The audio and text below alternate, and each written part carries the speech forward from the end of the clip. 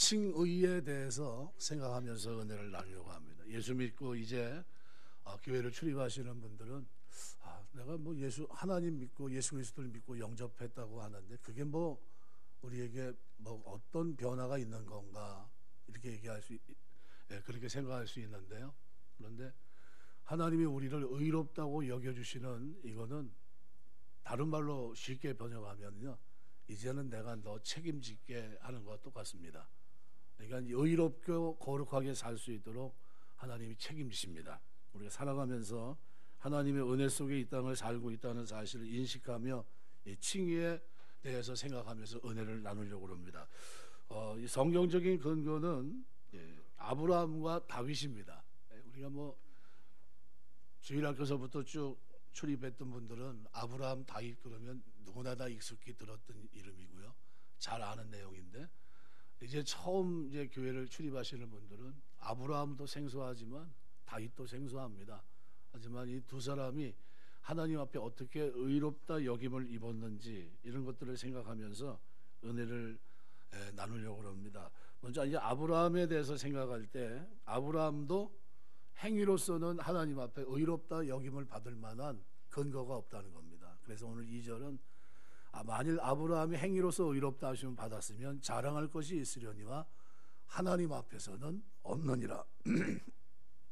3절은 성경이 무엇을 말하느냐, 아브라함이 하나님을 믿음에 이것이 그에게 의로 여겨진 바 되었느니라 이렇게 얘기합니다. 여겨진 바 되었다, 여겨졌다는 이 단어가 로기조마이라는 단어입니다. 로기조마이라는 단어는 헬라어로 자기 계정으로 처리하다라는 의미입니다. 무슨 얘기냐면 아들이 여행을 갔는데 그만 짐도 잊어버렸는데 그 안에 지갑도 있는데 다 잊어버렸어요. 카드도 그 속에 있고 여권만 들고 있고 핸드폰만 연락이 됩니다. 아버지에게 연락을 했어요. 아버지, 내가 여행하는데 가방 채로 잊어먹었습니다. 그래? 알았어, 거기 있어봐. 그리고 아버지가 아는 지인에게 전화를 합니다. 내 아들이 지금 거기 있는데 내 아들 좀 가서 좀 도와줬으면 좋겠어. 그러면서 내 계정에 있는 거를 줄 테니까 네가 도와달라는데 좀 가서 도와줘 이렇게 얘기합니다. 그러니까 누구 계정으로 처리한 겁니까? 아버지 계정으로 처리했다는 겁니다. 우리가 예수 그리스도를 믿으면 하나님이 자기 놀라운 권한을 가지고 처리해 주십니다. 죄 없다고, 죄를 용서해 주셨다고, 죄가 덮여졌다고, 죄가 더 이상 너를 어떻게 하지 못한다고, 그리고 그 믿음을 근거로 해서 어떻게 해요? 하나님이 우리에게 우리의 삶에 의를 계정에 집어넣어 주시는 거예요. 나는 의롭지 않은데 하나님이 나를 의롭다고 여겨주시는 거예요. 나는 거룩하지 못한데 거룩하다고 여겨주세요. 그리고 이제는 어떻게 해요? 죄 가운데 살지 않고 의 가운데 살 수 있도록 하나님이 도와주시기 시작합니다. 구체적으로 누가 도와줄까요? 성령께서 도와주십니다. 말씀을 읽을 때나 묵상할 때나 들을 때나 깨닫게 하시고 확신 있게 살아갈 수 있도록 은혜를 베풀어 주십니다. 그래서 이신칭의라고 하는 여기서 제일 중요한 부분은 뭡니까?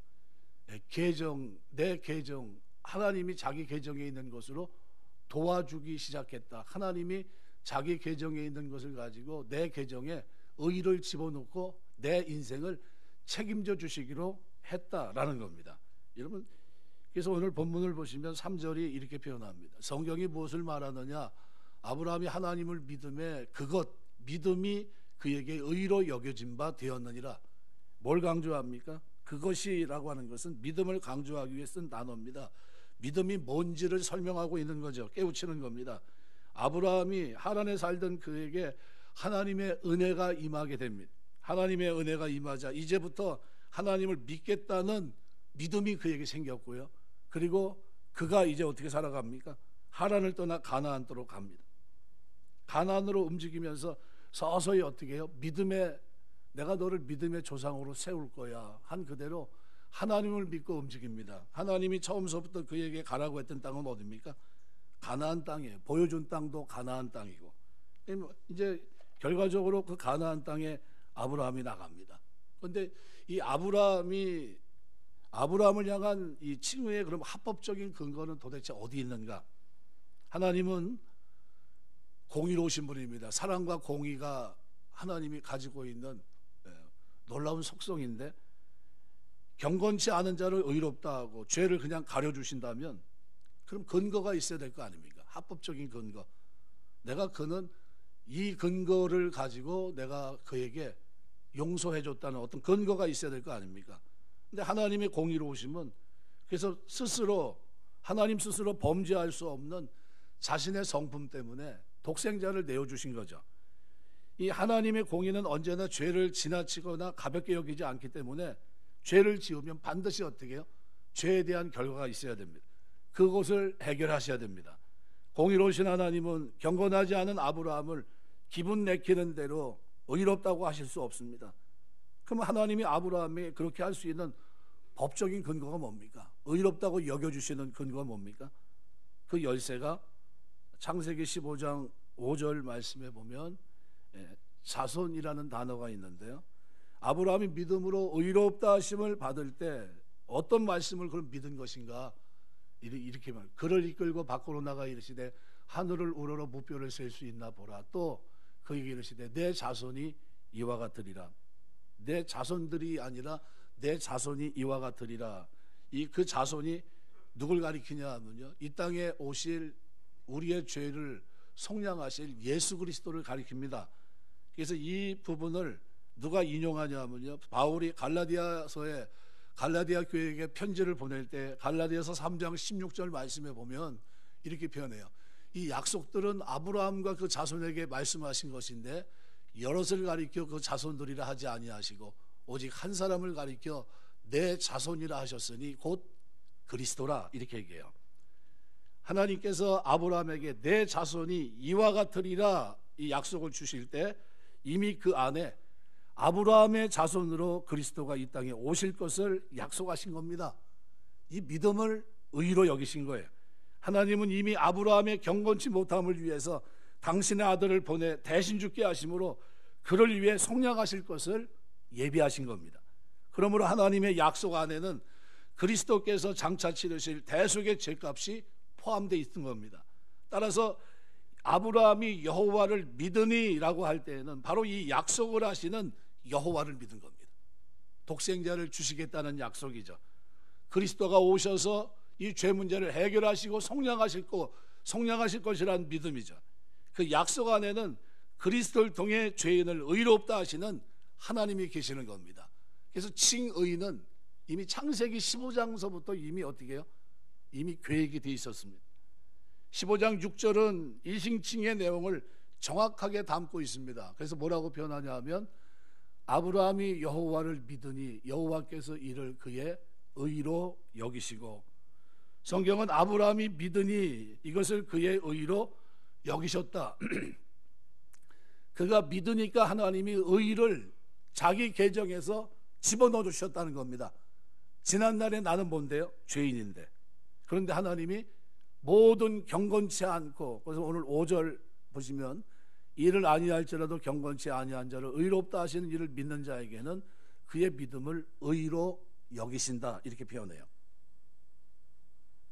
아브라함의 믿음은 자손 안에 포함된 그리스도를 믿는 믿음이었고, 그분은 바로 아브라함을 위해 죄의 값을 지불하시고 화목제물이 되신 예수 그리스도십니다. 아브라함은 바로 그 자손과 믿음을 통해서 의롭게 된 것이에요. 그럼 오늘 우리가 본문을 통해서 또 한 사람을 우리가 생각해 볼 수 있는데요, 그 사람이 누구냐 하면 여러분 알고 있는 다윗이라고 하는 사람입니다. 다윗은 시편에 참회시를 여러 편 기록해 놓고 있습니다. 한 6편 정도 기록해 놓고 있고 32편, 51편은 대표적인 참회시입니다. 32편 1절, 2절을 오늘 본문 7절, 8절이 인용하고 있습니다. 불법이 사함을 받고 죄가 가리우심을 받은 자는 복이 있고 주께서 그 죄를 인정하지 아니하실 사람은 복이 있도다 함과 같으니라. 이 부분이죠. 이 부분이 굉장히 중요해요. 그래서 저는 이 부분을 헬라어하고 이 히브리어로 이 부분이 뭘 뜻하고 있는지, 여기서 말하고 있는 불법, 죄, 그리고 그 다음에 나오는 죄, 이것이 뭘 얘기하는지 설명하면 조금 여러분의 이해를 도울 수 있다고 생각이 됩니다. 여기 불법이라고 하는 페샤라고 하는 단어는요, 외부에 드러난 죄를 말합니다. 쉽게 말하면 법을 위반한 죄, 현행법에 관한 죄를 말합니다. 불법이 사하심을 받고, 그 다음에 죄, 하타라는 말은 본질적인 죄성, 죄에 물들어 있는 우리의 바탕을 얘기합니다. 그리고 그 다음에 나오는 주께서 그 죄를 인정하지 아니하실 사람, 그때 나오는 이 죄는 아본이란 단어입니다. 본질적인 죄로부터 파생되는 죄입니다. 이해를 시키면 금형, 옛날에는 이 어떤 틀을 만들지 않습니까? 틀에다가 뭘 이렇게 집어넣는데 금형이 있고 금형 바깥에 온갖 더러운 것이 붙어 있다고 할 때 그 더러운 것들을 우리는 페샤라고 표현합니다. 외부에 드러났다는 거죠. 드러난 죄예요. 근데 하타라고 하는 이 죄는 금형 자체가 이그러져서 온전한 금형의 모습을 상실한 겁니다. 우리는 하나님의 형상이 무너져 버렸어요. 선한 것이 나올 수가 없어요. 이 속에서. 왜요? 금형 자체가 완전히 무너져 있으니까. 그런데 여기서 나오는 게 뭡니까? 바로 이 아본입니다. 이지러진 금형에 뭘 넣어도 이지런 것들이 나올 수밖에 없습니다. 결과물이 너무나 뻔해요. 왜요? 금형 자체가 무너져 있고 무너진 가운데 나온 모든 것들은 다 뭡니까? 아본이에요. 죄입니다. 그런데 하나님이 우리를 용서해 주셨는데요. 그럼 어떻게 용서해 주신 건가? 이 불법, 이 페샤로부터 사함을 받았습니다. 용서받았다는 거, 너그러이 하나님께서 받아주셨다, 용서하셨다는 겁니다. 위법한 행위들을 대해서 용서받은 상태에 들어갔다는 겁니다. 불법이 사함을 받고, 히브리 말로는 네슈이란 단어인데요, 바깥으로 드러난 죄를 닦아주셨다, 이런 뜻이에요. 그럼 어떻게 닦았습니까? 물 가지고 씻든지 불 가지고 태우든지 하나님께서 바깥으로 나오는 걸 어떻게 해요? 씻어주신 걸 말합니다. 네슈이. 그런데 두 번째는 죄가 가리우심을 받았다. 이 가린다는 이 헬란 말은 에피칼리토라는 단어입니다. 위에서 덮어버렸다. 속죄소가 뭡니까? 덮은 걸 말하죠. 그러니까 하나님의 은혜가 다윗의 허물과 죄를 덮어버린 겁니다. 그러니까 기도하면서 하나님께 나아갔는데 하나님이 그 하타 원형 자체가 무너졌기 때문에 일어난 죄로부터 하나님이 어떻게 해요? 용서하신 겁니다. 완전히 덮어버린 거예요. 이게 가리오즘입니다. 히브리 말로 캐슈이라는 단어는 금형을 다시 녹여 새로운 금형으로 만들듯 본질적인 것을 고치는 것을 말합니다. 그러니까 우리는 본질상 어때요? 선한 것이 나올 수가 없어요. 의를 행할 수가 없어요. 그런데 이 행할 수 없는 나를, 하나님 형상이 파괴된 나를 본질적으로 고쳐주는 걸 말합니다. 이게 가리오즘. 그로 인해서 시작된 모든 죄를 하나님이 용서하세요. 그리고 세 번째 나오는 이 죄, 이 죄를 인정하지 아니하실, 인정이란 단어는 여기 로기조마이입니다. 로기조마이. 그러니까 로기세타이란 단어인데 원형이 똑같아요. 로기조마이, 같은 어근입니다. 하나님만이 죄를 임의로 다룰 수 있는 분이라는 것인데, 히브리 말은 로 야우쇼브라는 단어인데요, 히브리어에서 부정어를 얘기할 때, 절대 부정을 얘기할 때 가장 강력한 단어가 부정어 로입니다. 로. 무슨 얘기냐면 바뀌지 않는다는 거예요. 절대 부정이란 영구 부정입니다. 그가 죄인이면 영원한 죄인이에요. 그가 의인이면 영원한 의인이고. 그런데 여기 인정한다, 인정하지 아니하실, 이때 썼던 인정한다는 단어가 로기조마이란 단어입니다. 이그러진 금형에서 이그러진 금형이 나온 상태인데도 하나님께서 이것을 이그러진 것이 아니라고 여겨주시는 겁니다. 무슨 얘기냐면 우리의 상태를 그대로 보여주는 겁니다. 우리는 어때요? 죄인이에요. 누가 봐도 불의하고 누가 봐도 불경건하고 죄가 뻔히 보이는데도 예수 그리스도 때문에 오늘 우리는 영원토록 어떻게 해요? 그는 죄가 없다고 얘기하시는 거예요. 이게 로기조마이, 여기서 말하고 있는 로 야우쇼브라는 단어예요. 하나님이 우리가 예수 믿었는데 우리를 어떻게 하는 겁니까? 불법과 죄와 죄로부터 어떻게 해요? 사함을 받게 하시고 닦아주시고 가리우짐을 받게 하시고 새롭게 틀 자체를 바꿔주시고요. 그리고 인정하지 않습니다. 본질적인 죄로부터 파생되는 모든 죄로부터 죄를 낳을 수밖에 없는 내 삶을 고쳐주십니다. 이미 그렇게 나와 있는 상태인데 불경건하고 정죄받아 마땅한데 근데 그렇게 하지 아니하시고 없다고 여겨주십니다. 넌 죄가 없어. 누구 때문에요? 예수 그리스도를 믿는 믿음, 이것 때문에 의롭다고 여겨주시는 거야. 너 내가 책임질게. 그리고 나에게 계정을 집어넣어 주신 겁니다. 뭐를 주셨어요? 의롭다고 계정을 불어넣으신 거예요. 나는 분명히 죄인인데 하나님이 나를 어떻게 해요? 예수님을 믿는 믿음 때문에 나를 어떻게 해요? 너 이제 죄인이 아니야. 내가 너를 영원히 어떻게 의인으로 삼은 거야. 부정로를 통해서 그 놀라운 역사를 우리에게 이루신 겁니다. 이게 칭의예요. 칭의. 그러니까 칭의라고 하는 것은 하나님이 나를 의롭다고 여겨주신데 이 정도가 아니에요.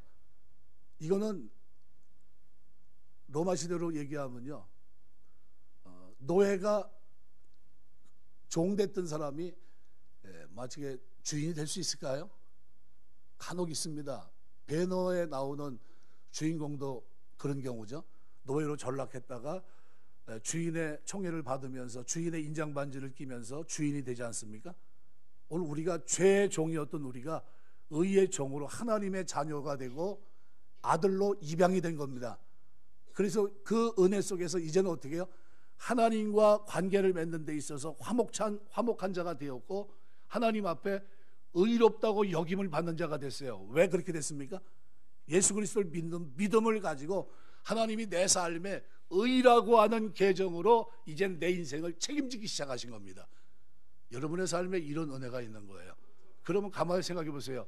우리는 어떤 사람들입니까? 영적으로 행복한 사람들이에요. 죄 문제가 해결됐으니까.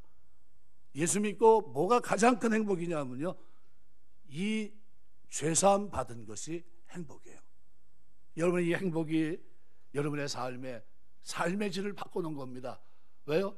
늘 두려움 속에 살 수밖에 없던 인생이 하나님과의 관계 속에서 화평을 누리게 된 거예요. 은혜로 믿음으로 구원받고 하나님 앞에 의롭다 여김을 받고 그것도 화목된 자가 되었는데 그것도 감사한데 거기서 한 걸음 더 나갑니다. 이제는 그 문제가 아니에요. 이제는 하나님 앞에서 책임지는, 하나님 내가 너 인생을 책임질게. 이게 로기조마이에요. 여겨주신다. 한번 따라서 한번 하시겠습니다. 여겨주신다. 이 단어가 너무나, 이 단어를 볼 때마다 눈물 나게 감사해요. 하나님 내가 뭘 했죠? 아무것도 한 게 없는데 하나님 나에게 이렇게 해주시는 겁니까? 이 땅에 오신 그리스도를 바라본 아브라함을 복되게 하신 것처럼 다윗이 용서해 줄 줄 믿고 자백하며 하나님 앞에 엎드렸을 때 하나님이 그에게 은혜 주셨는데 가만히 생각해 보세요. 다윗이 회개했는데 자기 스스로 했습니까? 아니면 선지자를 보내서 지적하고 회개했습니까? 예, 나단을 보내서 지적했죠. 은혜입니까? 아닙니까? 은혜예요. 아브라함도 은혜죠. 아브라함도 아무리 생각해봐도 그의 삶에 우상을 섬기던 집에 아버지가 우상을 만드는 사람이었고 그 집안에 있었으면 망하고 망할 수밖에 없고 불법과 죄와 죄 속에 살다가 하나님의 심판을 받을 수밖에 없는 인생이었는데, 그런데 하나님께서 어느 날 갑자기 은혜로 찾아오셔서 그에게 복된 말씀을 주시고 하나님을 믿게 하시고 믿는다고 하니까 그 믿음이 불완전한데도 불구하고 그를 의로 여기시면서 내가 너에게 이제부터 의의 계정을 넣어줄게, 내가 너 인생을 내가 책임질게, 그러면서 그때서부터 어떻게 해요? 하나님이 개입하기 시작합니다. 언제 구체적으로 개입했냐 하면요, 바로 가나안 땅에 갔는데 먹을 것이 없고 기근이 드니까요 애굽으로 내려갑니다. 내려가는 아브라함이 알고 있었어요. 야, 우리 아내가 너무 아름다워서 내가 가면 내가 잘못하면 죽음을 당할 수도 있고 내 아내는 뺏길 수도 있는데, 그래서 아내에게 이렇게 얘기합니다. 내려가면 당신은 내 누이라고 합시다. 그리고 내려갔어요. 목숨을 보존하고 싶은 생각은 있고 생명은 살아야 되니까요. 그리고 내려갔는데 실제로 어떻게 됩니까? 뺏겨요. 그리고 그 때문에 재물은 얻었지만 어떻게 손을 쓸 수가 없어요. 그런데 이건 하나님에게 큰 문제가 생겼습니다. 왜요? 아브라함이 하나님을 믿은 이것을 의로 여기셨는데 내가 너를 믿음의 조상으로, 내 사라를 믿음의 열국의 어미로 삼겠다고 했는데 열국의 어미로 삼겠다고 했던 이 여자가 지금 어떻게 된 겁니까? 지금 뺏긴 거예요. 누가 개입해야 됩니까? 누가 책임져야 돼요? 하나님이. 죄 가운데 살던 그가 하나님을 믿으니 하나님께서 의 가운데 거룩한 길, 믿음의 길을 걸어갈 수 있도록 하나님 은혜 주시고 순종하며 나아가는 그 인생을 책임지기 시작합니다. 어떻게 책임졌습니까? 꿈에 하나님께서 야단치세요. 그리고 어떻게 해요? 돌려주게 합니다. 돌려만 줬습니까? 재물도 주셨죠. 네가 어떻게 거짓말을 해가지고 나로 하여금 큰 죄를 지게 했느냐 하면서 어떻게 해요? 돌아서게 합니다. 그리고 아브라함이 그 길을 걸어가요. 근데 그 믿음이 처음 믿음과 나중의 믿음이 점점 어떤 모습으로 발전해 갑니까? 더 확고하게 믿는 모습으로, 굳건히 세워지는 믿음의 모습으로 점점 세워져요. 근데 아브라함이 이렇게까지 됐는데도, 하나님을 믿는다고 하고 나오긴 나왔는데도, 그런데도 여전히 어때요? 약속의 자식을 기다리는 기다림이 오래다 보니까요, 나중에 어떻게 합니까? 이스마엘을 낳습니다. 근데 이것 때문에 하나님과의 교제가 끊어져요. 한 10년간, 그죠? 그러다가 전능한 하나님이 찾아와요. 야단을 맞죠? 내가 너에게 자식을 준다고 하지 않았느냐? 그죠? 그런데 너 왜 기다리지 못했냐? 그 자식 속에는 누가 담겨 있다고요? 이 땅에 오신 그리스도가 그 속에 담겨져 있는 거죠. 그런데 그 약속의 자식을 기다려야 되는데 기다리지 않고 엘리에셀을 종을 삼으면 안 됩니까? 안 된다는 거예요. 내가 그 자식을, 너에게 자식을 줄 거라고 얘기했으니까 기다리라는 겁니다. 그리고 마침내 자식을 줍니다. 그죠? 그리고 그 자식을 통해서 그 믿음을 다시 한번 업그레이드 시켜요. 어느 정도 업그레이드 시키냐면요, 하나님은 무에서 유를 창조할 수 있는 분이라는 그 믿음을 가질 수 있도록 업그레이드 시킵니다. 그래서 어느 날 느닷없이 하나님께서 아브라함을 부르셔서 이렇게 얘기합니다. 내 독자 아들 이삭을 내게 달라, 이렇게 얘기해요. 번제로 드리라고 얘기합니다. 그런데 그 길을 걸어가면서 아브라함이, 그죠? 자기 아내와 의논하지 않고 가면서 뭘 생각합니까? 하나님이 죽음 가운데 있는, 혹시 그가 죽는다 할지라도 다시 살릴 것을 믿는 믿음을 그가 확신합니다. 무슨 얘기냐면, 하나님이 처음 자기에게 약속한 이 약속, 내 자손을 통해 그렇게 할 것이라는 믿음을 아브라함이 가지고 있었어요. 하나님이 의롭게 여기셨고 그 과정을 통과하면서 하나님은 어떻게 합니까? 다시는 그를 시험하지 않아요. 그 믿음이 견고하게 세워져 있었으니까. 하나님이 아브라함의 믿음을 보시고 의롭다고 여겨주셨듯이, 오늘 우리가 불완전해 보이는데 교회를 이제 출입하면서, 아니, 나 같은 사람이 예수 믿어도 되나요? 제가 지금 예수 믿으면 구원 받습니까? 행위가 아무것도 없는데요. 저는 하나님 앞에 드린 것도 없고요. 그런데 이 구원이 은혜로 믿음으로 되는 겁니다. 자랑할 것이 없게 하셨기 때문에 누구든지 어떻게 해요? 아브라함처럼 믿기만 하면 구원받아요. 누굴요? 이 땅에 오실 예수 그리스도를 믿기만 하면 그 믿음 안에서 오늘 우리가 이제 하나님의 의롭다 여김이 나에게 시작돼요. 하나님이 나에게 계정에 뭘 주십니까? 의를 불어넣기 시작해요. 이제 하나님의 사람으로 살 수 있도록, 거룩한 백성으로 몸과 마음이 새로워지게 하시고 거기서 거듭난 삶을 살아갈 수 있도록 하나님이 나를 도우시기 시작해요. 이게 성화의 삶을 살기 시작합니다. 이게 은혜입니다. 은혜. 이게 내가 선택한 길입니까? 아니면 하나님이 선택한 길입니까? 하나님이. 이게 언제 선택한 겁니까? 창세전 그리스도 안에서예요. 창세전이란 이 단어는요, 카타벨레라고 하는 이 단어는 그 앞에 씨를 뿌리기 전이에요. 씨를 뿌리긴. 여러분 가만히 생각해 보세요. 씨를 뿌려야 열매가 맺히는 겁니다. 씨를 뿌려야 곡식이 있고요. 씨를 뿌려야 뭐든지 어떻게 해요? 몇 년 후에 어떤 열매를, 결실을 볼 수 있습니다. 근데 하나님이 저와 여러분을 선택하셨는데, 은혜로 선물로 선택하셨는데 언제 선택했냐면요, 창세전 그리스도 안에서. 창세전, 씨를 뿌리기도 전에, 씨가 있기도 전에 그때 하나님이 저와 여러분을 아셨다는 거예요. 그리고 우리를 선택하셨습니다. 그러니까 쉽게 말하면 형질이 생기기도 전에, 이 땅에 내가 나라고 하는 존재가 있기도 전에 하나님은 이미 창세전에 세상이 창조 그 전에 저와 여러분을 아셨어요. 그리고 선택하신 겁니다. 그리고 은혜로 믿음으로 구원받고 하나님의 자녀로 살 수 있도록 길을 열어주신 거예요. 이게 예수 믿는 겁니다. 여러분, 우리 삶에 내가 지금 예수를 믿었다고 하는 이것이 나에게 어떤 은혜로 다가오냐 하면요, 하나님이 이 땅의 모든 사람이 원죄 틀 속에서 불법과 죄로 더 이상 어떻게 해요?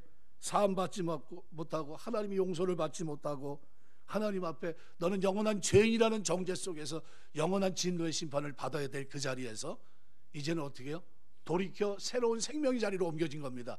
하나님이 너는 사함 받은 거야, 너는 가리워짐을 받았어, 내 죄를 내가 널 씻어줬고 너는 본질적으로 바뀌어진 금영, 이제는 선한 할 수 있는 선한 일 열심히 친백성으로 살 수 있도록 내가 내 마음과 생각을 바꿀 수 있도록 본질적으로 하나님의 형상을 회복시켜 주셨어.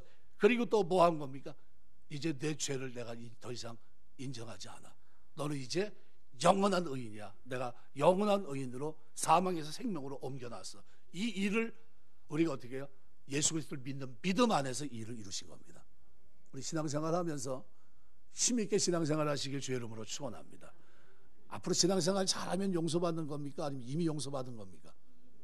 이미 용서받은 거예요.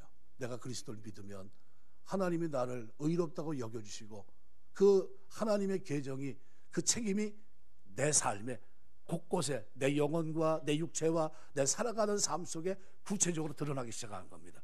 언제부터요? 창세전에 계획한 그대로 프로그램대로 나를 부르셔서 하나님 의롭다고 여겨주시고, 그래서 로마서는 우리에게 부르시고 의롭다 하시고 영원롭게 하셨느니라, 그죠? 과거 완료로 돼 있어요. 하나님 우리를 부르실 때는 이미 의롭다고 하실, 영원롭게 하시는 그 장면까지 하나님 어떻게 그림이 그려져 있어요. 그 그림 속에서 저와 여러분을 어떻게 해요? 큰 그림을 그려놓고 그리스도를 통해서 예수 믿게 하시고 은혜로 믿음으로 구원받고 그 길을 걸어갈 수 있도록 축복하신 겁니다. 살아가면서 이 은혜 속에 힘있게 사시길 주의 이름으로 축원합니다. 그래서 하나님의 의를 어떻게 했는가? 오늘 5절은 이를 아니할지라도 경건치 아니한 자를 의롭다 하시는 이를 믿는 자에게는 그의 믿음을 의로 여기신다. 일을 한 게 하나도 없습니다. 내세울 것도 없고요, 공로도 아닙니다. 품삯을 청구할 권리도 없어요. 왜? 한 게 없으니까. 그런데도 괜찮다는 겁니다. 거기에다가 경건치도 않아요. 하나님을 경건하게 살지도 못했어요. 하나님의 뜻에 순종하지도 못했습니다. 죄만 짓고 살았어요. 그런데도 하나님은 어떻게 하신다는 겁니까? 경건치 아니한 자를 의롭다 하시는 이를 믿는 자에게는 그의 믿음을 보시고 의로 여겨주신다. 의를 계정을, 하나님의 계정에서 의를 이제 믿는 그에게 집어넣기 시작한다는 거예요. 그럼 어떻게 되는 겁니까? 사망에서 생명으로 옮겨진 거예요. 하나님의 자녀로 삽니다. 영원히 복을 받은 거예요. 그럼 육신은 가만두십니까? 영육간의 구원을 주십니다. 너무나 큰 은혜죠. 그래서 이 모습을 사도 바울은 로마 교회 성도에 편지를 보내면서 아브라함의 예와 그리고 다윗의 예 두 가지 샘플을 통해서 하나님 안에서 죄 용서 받은 것이 얼마나 큰 행복인가, 내가 예수를 믿는다고 하는 것이 얼마나 큰 축복인가, 이것을 설명합니다. 왜 설명했을까요? 예, 그때 당시 예수를 주라 고백했을 때 어떤 일이 벌어졌습니까? 예, 원형극장에서 사자의 먹이가 되기도 하고 검투사가 돼서 사람들에게 놀이객감이 되기도 하고, 예수를 주라 고백하는 그 고백 때문에 수많은 사람들이 죽어갔거든요. 그죠? 그래서 그걸 피해서 카타콤에 들어가서 태어나서 죽을 때까지 햇빛을 보지 못하고 살고 불 속에 동굴에 살고, 그 이유가 뭡니까? 예수 믿는 것 때문에. 그런데 그 예수 믿는 믿음이라고 하는 것이 얼마나 중요한 것인지 이거를 설명하기 위해서 바울은 그 시대 그 어려움 속에 있는 그들에게 먼저 편지를 보냈고요, 다가온 환난 속에서 그들이 환난을 이기고 그 속에서 믿음을 버리지 않고 끝까지 신앙생활을 할 수 있는 길을 그들에게 말씀으로써 배우고 확신한 일에 거할 수 있도록 도와줬던 겁니다. 그럼 우리가 똑같아요. 우리가 어떤 일이 우리 눈앞에 펼쳐진다 할지라도, 그죠? 우리가 생각하지 못한 환경이 우리 눈앞에 펼쳐진다 할지라도 우리가 믿는 믿음을 버릴 수 없어요. 예수 그리스도를 믿는 이 믿음을 가지고 있어야 됩니다. 왜요? 그때부터 하나님은 내 믿음을 의로 여기시고, 여기신 것 자체가 뭡니까? 이제부터 하나님의 책임이 나에게 시작된 겁니다. 그래, 네가 나를 믿기 시작한 거야?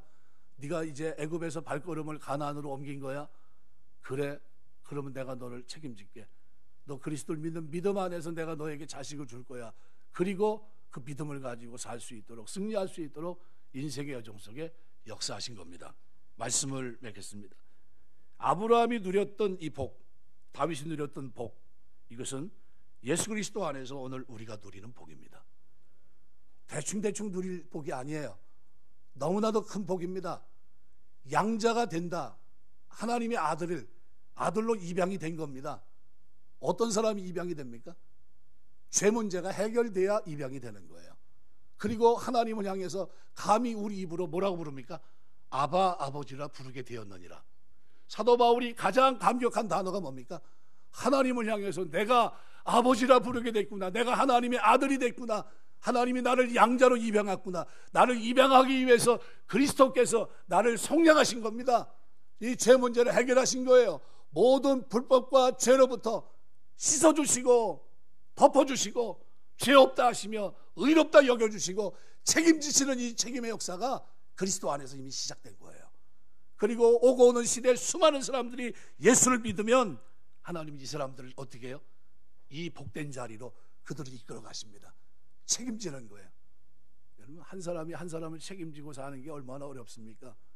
근데 하나님은 우리 영혼에 대한 책임을, 내가 하나님을 믿는다는 이 믿음을, 그 부족한 조그만 믿음을 보시고 내 삶을 어떻게 해요? 확고한 믿음에 설 수 있도록 아브라함을 붙드셔서 은혜로 부르셔서 복 주신 것처럼 다윗을 어떻게 해요? 은혜로 깨닫게 하시고 회개케 하시고 그에게 하나님 용서해 주시고 그리고 반열에 설 수 있도록 축복하신 그 하나님은 우리에게 동일한 믿음을 주셔서 하나님 앞에 내 죄를 자백하면 우리 하나님은 나를 용서해 주실 것이라는 이 믿음을 가지고 온 그들에게 하나님은 의롭다고 여겨주시는 축복이 예수 그리스도 안에서 오늘 우리에게 주어졌던 겁니다. 이 복을 누리게 되시길 주의 이름으로 축원합니다. 복을 누리면서 한 가지 생각할 것은 아직도 이 복을 알지 못하는 사람들이에요. 이 불법과 죄로부터 인생은 절대로 변화될 수가 없고요, 죄의 틀에서 벗어날 수 없는데 예수 믿으면 하나님께서 어떻게 해요? 이 틀 자체를 바꿔주세요. 소망이 없는 이 틀, 그죠?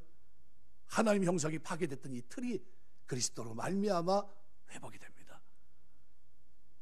죄사함 받고 평강만 누리고 화목된 존재만 되는 게 아니라요, 아들로서 이 땅을, 권세자로 이 땅을 멋있게 살 수 있는 삶이 그리스도 안에서 우리에게 열린 겁니다. 어떻게 사시겠습니까? 그냥 신앙생활 대충 하시겠습니까? 아니면 그 은혜 속에서 누리며 이 땅을 살겠습니까? 하나님의 자녀로 이 땅에 부름받았다는 이 사실이 우리에게 엄청난 축복이라는 사실을 오늘 본문은 이것이야말로 진정한 복이라는 거예요. 황홀한 축복이에요. 살아가면서 오늘 본문에 기록한 대로 하나님이 오늘 우리를 의로 여겨진 바 되었느니라 한 그대로 로기조마이 자기 계정으로 하나님이 처리하셨어요. 내가 하나님을 믿으니, 그리스도를 믿으니 하나님이 자기 계정으로 이제 어떻게 해요? 해결해 주시기 시작했습니다. 책임지시기 시작했습니다. 너는 내 인생을 네 인생 내가 책임질게. 내가 다시는 너를 놓지 않을 거야. 너는 죄 속에 살지 않을 거야. 너는 영원토록 내 죄는 없는 거야. 이렇게 하시면서 나를 꽉 붙잡으신 겁니다. 저는 그래서 시편 37편 말씀을 굉장히 좋아해요. 저는 넘어졌지만 엎드리지 않은 것은 여호와께서 손으로 붙드심이로다. 요 대목이에요. 우리는 죄를 져서 넘어졌어요. 불법과 죄로 씻을 죄도 있지만 본질 자체가 죄인이고요, 그로부터 파생되는 엄청난 삶이 다 죄인데 소망이 없고 넘어져 있는데, 그런데 하나님이 은혜로 손으로 꽉 붙잡고 계시고요, 그리고 어떻게 해요?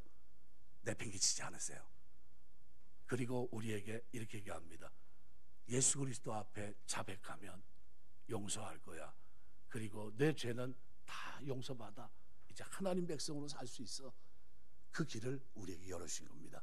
이 복된 소식을 위해 예수님은 친히 공의 하나님의 사랑의 완성을 위해서 이 땅에 오셔서 죄값을 치르신 겁니다. 내가 치러야 될 죄를 주님께서 대신 치르신 거예요. 그리고 사신 겁니다. 이게 속량이에요. 죄값을 치르고 우리를 사서 너는 이제 하나님의 자녀야, 하나님의 백성이야, 너는 하나님과 화목되게 되었고 너는 이제 천국을 소망하며 이 땅을 사는, 더 이상 죄가 너를 어찌하지 못하는 하나님의 축복의 사람이 된 거야. 이렇게 말씀하고 있는 겁니다. 이 축복 속에 살면서 아직도 이 소식을 듣지 못한 사람들에게 복음을 전하고 깨닫지 못하는 그들 위해 기도하며 이 땅을 살 수 있는 이런 은혜가 저와 여러분의 믿음 생활 속에 늘 넘치게 되시길 주의 이름으로 축원합니다. 기도하겠습니다.